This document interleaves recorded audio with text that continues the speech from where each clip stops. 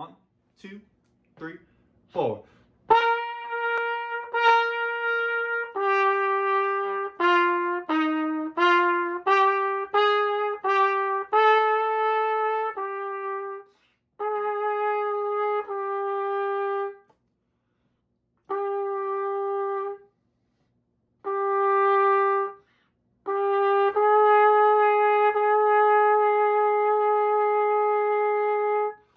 One, two, three, 4, 2, 2, 3.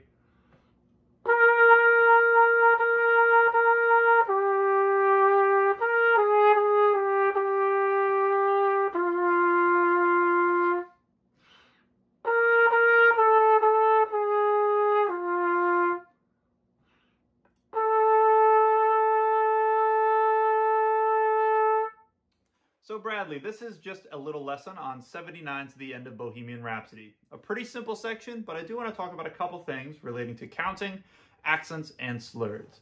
The first counting thing is at measure 86. Take a look at that measure. You have, this is 2 before 88 if you're playing along at home. 86, you've got a quarter rest, a quarter note, and then a half note. Remember back to the rhythm video, whatever is happening at the beginning of the measure is always on beat 1. So you have a quarter rest on beat 1. That means that that entire beat 1 is being taken up, so whatever comes next has to be on beat 2. So make sure that when you're playing this part, that you are doing something on beat 1 so that you don't come in early. Make sure, tapping your foot, saying 1, I recommend one of those two things.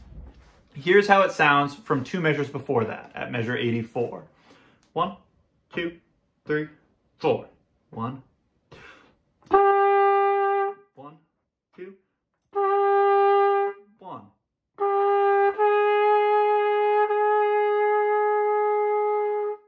It changes from the measures before.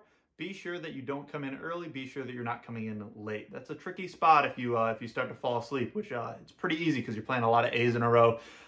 It definitely is easy to make a mistake there. Moving along now toward the end of the tune. This is at measure 92 and 93. You have a 2/4 bar with a quarter note in it. Before that measure, you have 2 half notes. One of those half notes at the end of the measure before, 92, is tied to that quarter note in the 2/4 bar. The question is, where does that note end? What part of the measure does that note end on? And my answer for you is, you want to make sure you hold out that tied note all the way to beat 2 of the 2/4 measure and end it just before beat 2. Let me show you what I mean. 1, 2, 3, 4.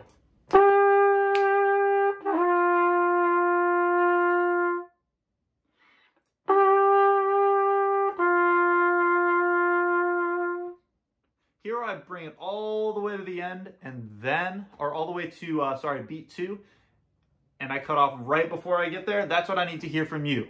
Make sure it's lasting the entire duration that it needs to. Next up is some accents. And at the beginning of this tune, you have some accents. Be sure that when you're playing these accents, though, it doesn't sound very sloppy and super punchy, right? This is not what I'm looking for.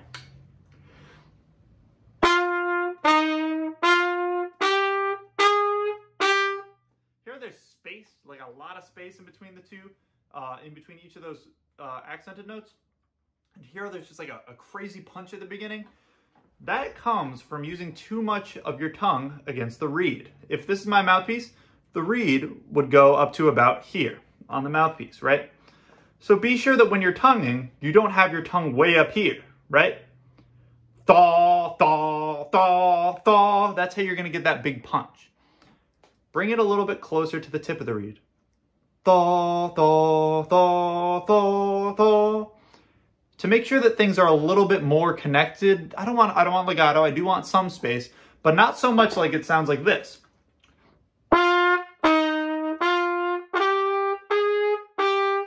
Here I'm like creating a ton of space there. That's coming from me touching my tongue to the reed before I want a sound, right? Don't bring your tongue to the reed until you want the articulation. Ta, ta, ta, ta, ta. If you leave that space between your tongue and the reed, then you're going to be able to get a nice sustained sound with still a little bit of space in between each one and a nice clean accent. So tip of the tongue toward the tip of the reed. Thaw, taw, taw, taw, taw. Don't bring your tongue to the reed until you're ready to make a sound. And you'll get something that sounds a little like this, just on your saxophone.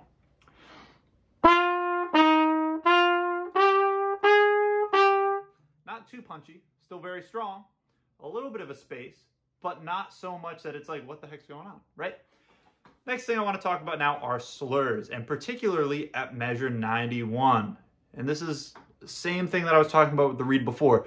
Do not touch your reed until you're ready to make a new sound, right? I don't want to hear this.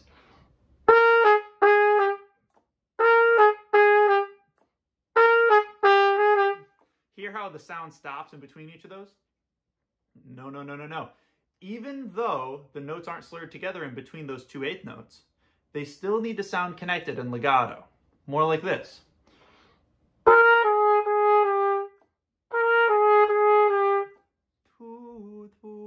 Try saying that.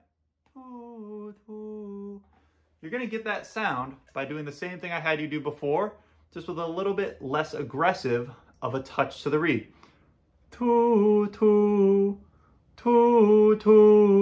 Right? And be sure that your tongue is not resting on the reed for more than a split second, or else you're going to get something that sounds like this. Right? And we're not looking for that. We're looking for a nice connected. So keep that in mind as you're moving forward. Aside from that, this is just a matter of doing what you've been doing, making sure your counts are consistent, and making sure that your rests are consistent as well. So happy practicing. Best of luck with this section. It shouldn't be too bad, and I'm looking forward to hearing that flip grid on Friday.